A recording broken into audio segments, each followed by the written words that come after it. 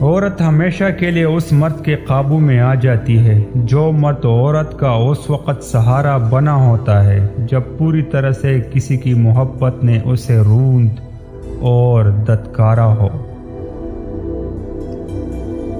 مرد جس عورت سے جسمانی محبت کرتا ہے وہ اس کے سامنے روحانی محبت کا ناٹک کرتا ہے۔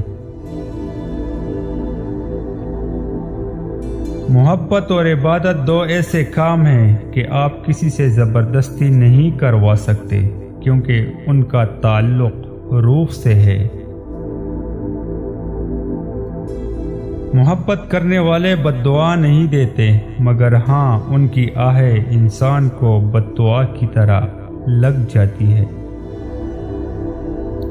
جو مرد ایک مخلص عورت کو چھوڑ کے 10 جگہ منہ مار رہا ہوتا ہے تو وہ ویسی عورت کا حقدار ہوتا ہے جو بالکل اسی طرح جیسی ہو۔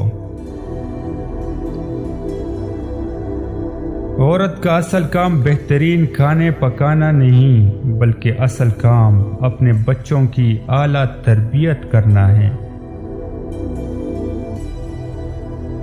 چیزیں ٹھیک ہو جاتی ہے، وقت بھی بدل جاتا ہے لیکن ہم ویسے نہیں رہتے۔ مرد کی پہچان: جس مرد کا قد عورت سے بڑا ہوتا ہے وہ عورت کو بچوں کی طرح پیار کرتا ہے۔ جس مرد کا قد چھوٹا ہوتا ہے وہ عورت کا غلام ہو جاتا ہے۔ جس مرد کا قد عورت کے برابر ہوتا ہے وہ عورت کو دوست بنا کر رکھتا ہے۔ بیوی جب مطلوبی محبت ہوتی ہے، ہم بستری کرنا چاہتی ہے تو مرد کو 2 خاص اشارے دیتی ہے: بلا وجہ مسکرانا، اس کا ہاتھ تھامنا، بوسہ لینا۔